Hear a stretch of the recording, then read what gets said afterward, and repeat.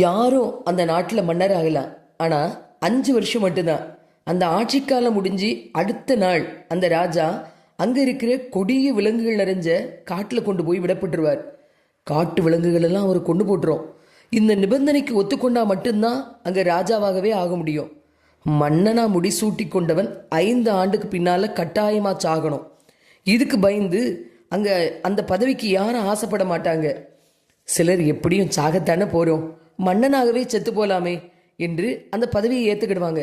இப்படி ஒரு மன்னன் பதவி ஏற்று 5 ஆண்டு பதவிக்காலம் இன்றோடு முடிகிறது. அன்று அவன் காட்டிற்கு செல்ல வேண்டிய நாள்.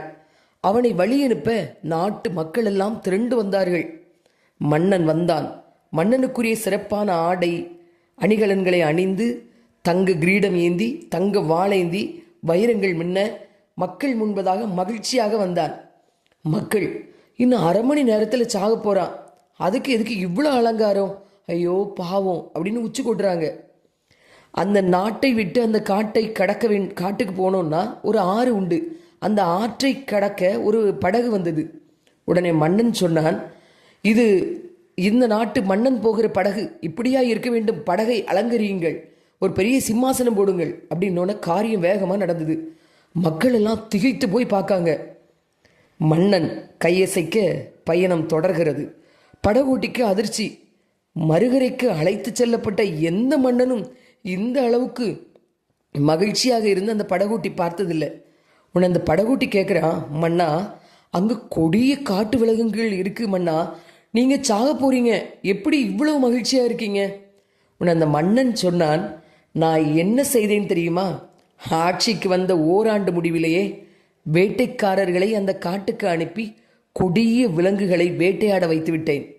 1000 விவசாயிகளை அனுப்பி அங்கே இருக்கிற காட்டை திருத்தி அதை உழுது நல்ல தானியங்களையும் காய்கறிகளையும் விதைக்க வைத்து விட்டேன்.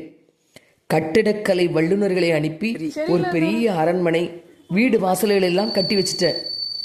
இப்போ அங்கே வேலை செஞ்ச 1000 பேர் அந்த நாட்டில் வாழ்ந்துக்கிட்டு இருக்காங்க.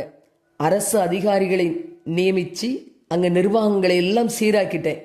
இப்போ நான் காட்டுக்கு போகலை, என்னோட நாட்டுக்கு போகிறேன். சாக போல வாழ போகிறேன், அதுவும் மன்னனா ஆள போகிறேன்.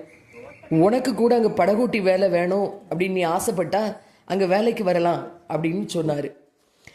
5 ஆண்டுக்கு பின்னும் வாழ வேண்டும் என்று அந்த மன்னன் எடுத்த அந்த முடிவுதான், அதற்காக அவன் திட்டமிட்டு உழைத்த அந்த உழைப்பு தான் இன்று ராஜாவாக அந்த காட்டுக்கு அந்த நாட்டுக்கு அவனை போக வைத்தது. ஒரு இலக்கை நிர்ணயித்து அதற்காக திட்டமிட்டவுடன் வெற்றி பெறணும் அப்படின்னா புத்திசாலித்தனமாக உழைக்க தெரியணும். சிந்தனை திறன், திட்டமிட்ட செயல் இருந்தால் எதையும் சாதிச்சிடலாம்.